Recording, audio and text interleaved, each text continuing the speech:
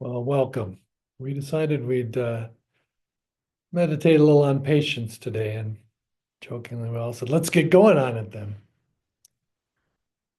But go ahead and, with no rush, sit in your seat. Let your feet rest on the floor. Fold your hands in your lap. Relax your shoulders. Tuck your chin in slightly and feel the back of your neck stretch a little bit. Feel your head balanced on your shoulders. Close your eyes halfway or all the way, whichever you feel comfortable doing. I will take 3 deep, slow breaths to begin. In and out, and in and out, and in and out. I'll go ahead and just breathe normally and naturally, which is to say, breathe in an unhurried fashion. We notice so often our breath speeds up when we're anxious, stressed, excited. Sometimes our breath seems to speed up just when we're moving quickly, when we're feeling stressed and in a hurry. But I think a big part of mindfulness practice is learning to slow down a little bit, to be patient, and to see that we don't always have to react immediately to things. So just let your breath come unhurried, breathing in and breathing out. You feel your belly rising as you breathe in, and falling as you breathe out.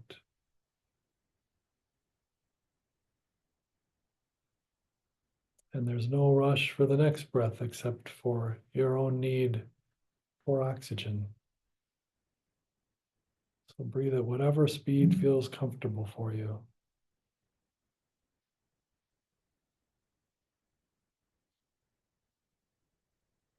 I think patience is tied in with our fear sometimes of wasting time. We're in a hurry to do things so we can get on to the next thing. One of the things we learn in this is you can't breathe that next breath until you've finished this one. So you take this breath in and to breathe out. You can't breathe several breaths at a time either. So multitasking is very important these days, it seems. But it seems too, you can only do one thing well at a time. So right now we're just breathing well. Breathing in, breathing out. We don't need to think about when we'll be done here, what we need to go and do. We can either be a person that works off a to-do list or just knows what we need to do next. And we'll know what that is when it comes time to do it. So for right now, we don't need to think about the appointment we need to get to, the supper we need to cook. Cooking that supper isn't going to get done by thinking about it. We just breathe in and breathe out. No rush. And another thing tied in with that, I think, is along with that need to be doing the next thing, to be making good use of our time, is that we don't often ask the question, how important is this?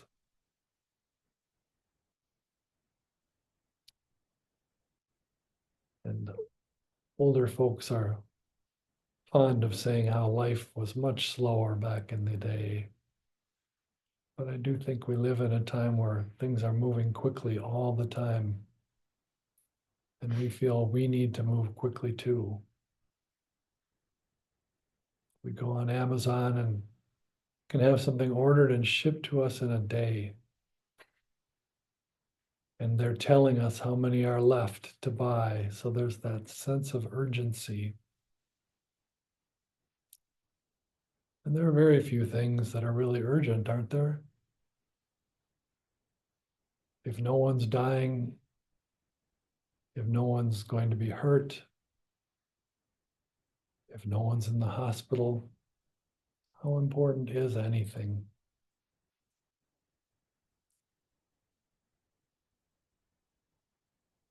By tying into our breath, letting our thoughts slow, we tie into the part of our nervous system that just functions on its own without feeling that hurry. We function without that hit of adrenaline that we're often almost addicted to these days.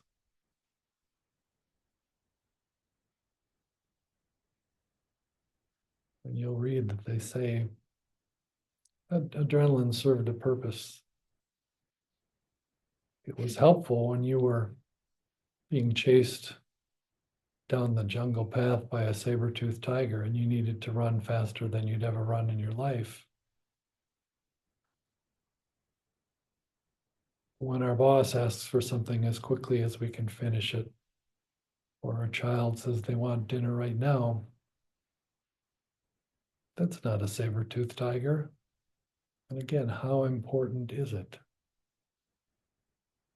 We so often go through our day feeling as though everything is a life and death decision.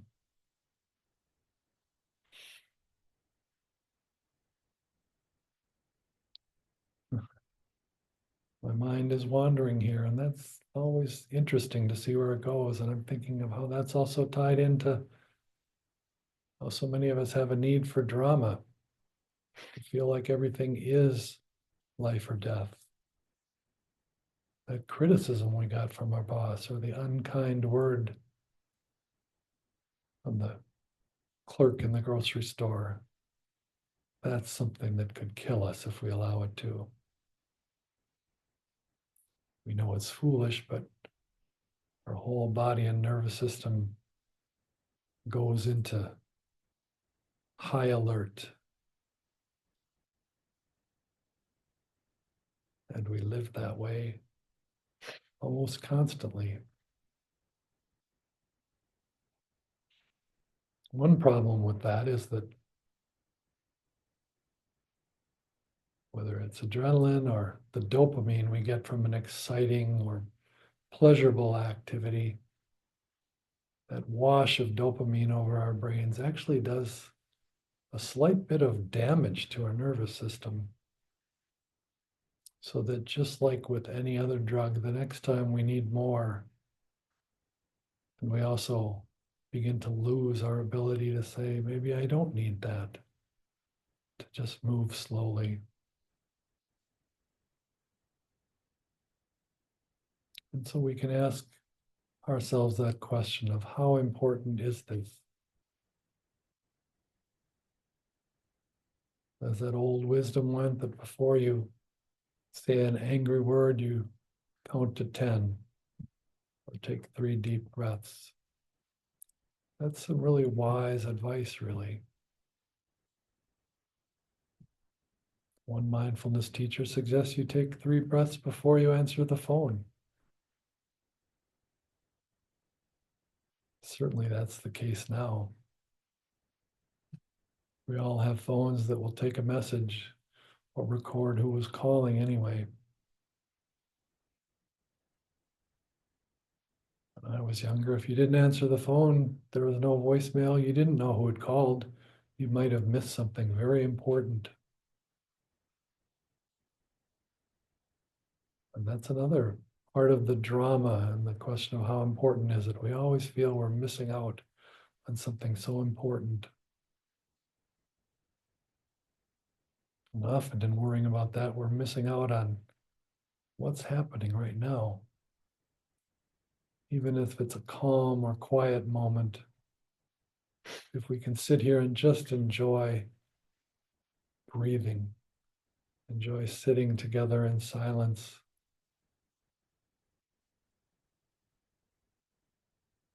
isn't that worth something? It seems to me it's worth something very valuable. To just be in our bodies, to feel our belly rise as we breathe in, feel it fall as we breathe out. And that ties in too with patience, with being willing to wait for something, to not be afraid of being slightly bored for a moment.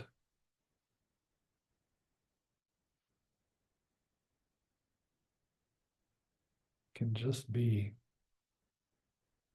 Just breathe in as our belly rises and breathe out as our belly falls. We can just sit for a moment without the need to rush anywhere, without being hurried in anything we do. If we're always living in the next breath, in the next moment, in the next exciting thing, the next phone call, then we're not living in what we're doing right now, what's in front of us. And it might seem harsh to say, but the day could come when we're ready to breathe our last breath. And we could wonder, when were we ever really fully present in our lives? We can miss so much, miss those things that are sweet or joyful, or even the difficult things, and really enjoy them, really take them in.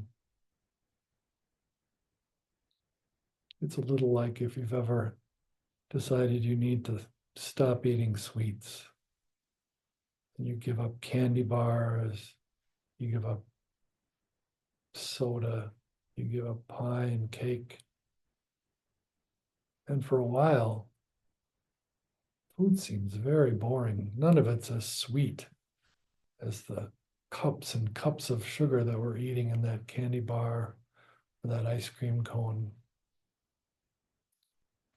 But there again, too, if you're patient and wait a little while, what you find is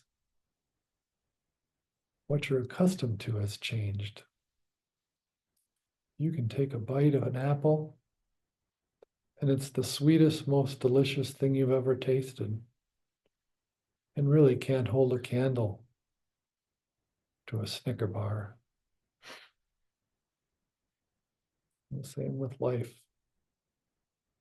We can taste all those moments of sweetness, whether it's the sweetness of challenge or sadness, or the sweetness of joy, maybe even the sweetness of boredom. So try approaching your breath in this practice this week as an opportunity to slow down and be patient, to not have to rush anywhere, to not have to be anywhere, but right here where you are right now.